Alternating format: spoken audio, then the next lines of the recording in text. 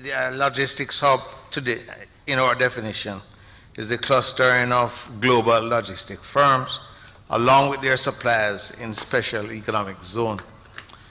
And in our case, our objective is that goods produced in these zones, and there are two under consideration, one being promoted by the government itself as the Caymanas economic zone, and the other, which is being the one which has been more in the headline, the more controversial one, that which is being proposed for the Portland Bight area.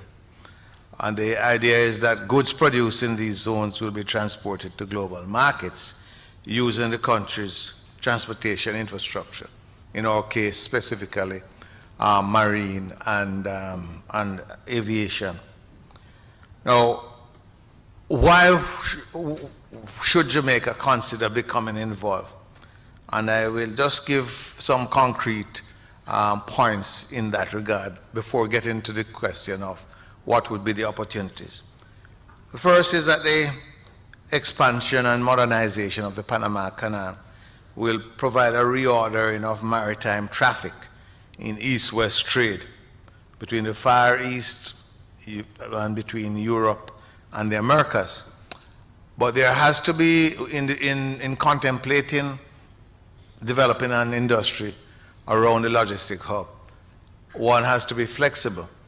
And I'm constantly bombarded by the questions about Panama and the opening of the Panama Canal and the development of our logistics hub. The reality is that whilst Panama is important, do not believe that the modernization and opening of Panama Canal represents the only factor we have to take into consideration. Even as we speak, the cargo lines are assessing the cost of paying the new rates which would be charged for Panama as opposed to alternate routes, and there are alternate routes. So it's in going forward, you can't build your expectations solely on the Panama Canal. It is obviously a critical factor, but it's not the only factor in the game. And so let us look at our advantages or characteristics which will assist. One is that we already play an important role in the international movement of cargo, particularly in this region, because we have a world-class facility, the Kingston Container Terminal, which we call the KCT. But having an excellent location and an excellent facility is no longer enough. Therefore, we need to move to the next stage. And I just want to give you an interesting statistics. 90% of the cargo handled by the Kingston Container Terminal is for onward shipment to other countries.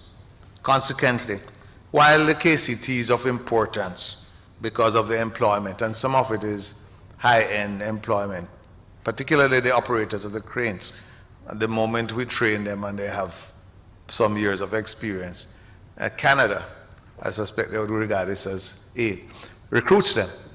And so that represents one major challenge which we are dealing with. But the KCT provides employment, and a large percentage of the employment are highly skilled persons. And since the rates are payable in foreign exchange, it's also important from that perspective. But 90%, and I'm going to come back to that, 90% of the cargo which lands there is for transfer to other countries.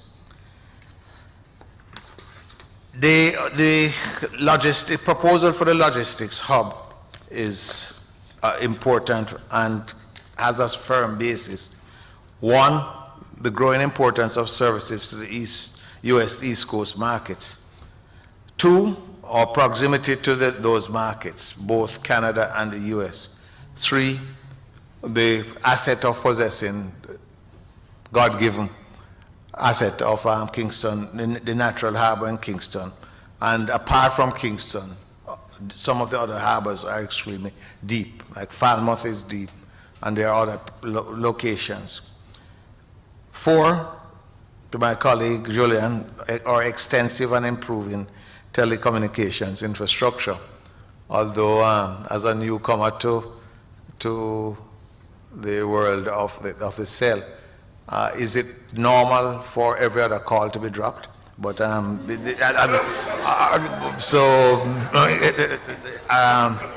don't know. I'm just coming on board, you know. Yes,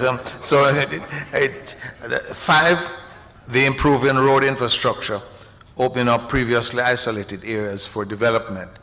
And I should say something about that, because what the notion of a logistics hub, the transportation network, is obviously critical. And I must confess, when I started negotiating with China Harbor about the north-south link of Highway 2000, I found out that whilst they are not going into this to lose money, they were seeing this simply as an investment toward the other activities in which they wish to be involved. And so they were, in a sense, laying the platform for creating the other investments. And that was an interesting development, because I realized that if time took between manufacturing facility and the port is a critical factor, then with the new highway, it really doesn't matter if you're in the middle of St. Anne, which is 15 to 20 minutes away, or across town in Kingston, which will probably take you an hour to get across. So that became an important factor, that in their looking at the infrastructure needed to facilitate their activities, the North-South link was important. And finally, and I listed finally, not because it is least important, is a pool of relatively low-cost labor, both skilled and semi-skilled. So those are factors which contribute to us having an advantage in terms of the establishment of a logistics hub. And we are all on the same page in terms of what I mean by the logistics hub. Now, how about the entrepreneurial opportunities? By virtue of the global companies establishing branches or all of their operations in Jamaica, it will create direct and indirect employment opportunities. And I should say at this stage that when we see employment opportunities, guys of my age are thinking about, generally, about someone employing you, you know, and working on your pension plan and all that. You know, as I thought about this, and then there are other persons who have this entrepreneurial spirit. As regards persons who are natural employees, whether you be a lecturer, you're a teacher, whatever, that's your thing. I remember an exchange between my friend Mikey Witter, who is a university lecturer, and the late John Maxwell. And John was interviewing Michael and said to him, suppose I had $100 million and you're a bank manager. What would you advise me to do with the $100 million?